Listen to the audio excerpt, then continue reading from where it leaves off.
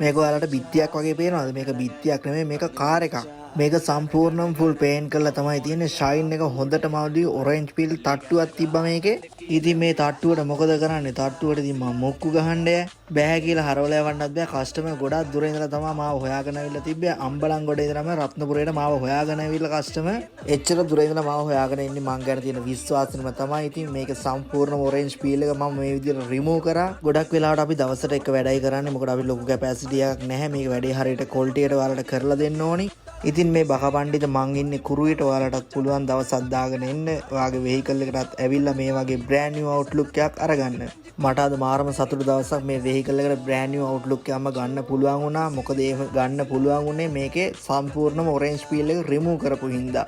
අනිවාර්යෙන් paint orange peel එකක් තිබ්බොත් ඒක රිමූව් කරලා තමයි කට්ටෙන් පොලිෂ් එකක් කරන්න ඕනි. එතකොට තමයි මේ වගේ මිරර් ක්වොලිටි අවුට්ලුක් එකක් වෙහිකල් එකකට ගන්න පුළුවන්.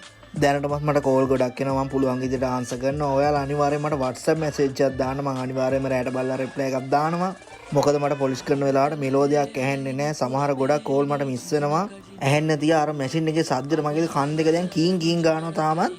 කන් දෙක කීන් කීන් ගාවට කවන්නේ නැහැ. මේ වගේ මිරර් ක්වොලිටි අවුට්ලුක් එකක් වෙහිකල් වලට ඔයාලගේ අරන් දුන්නට පස්සේ ඉතින් මේක වාහන වල තියෙන ආසාවටම කරන ජොබ් එකක්. එහෙනම් පරිස්සමට ඉන්න.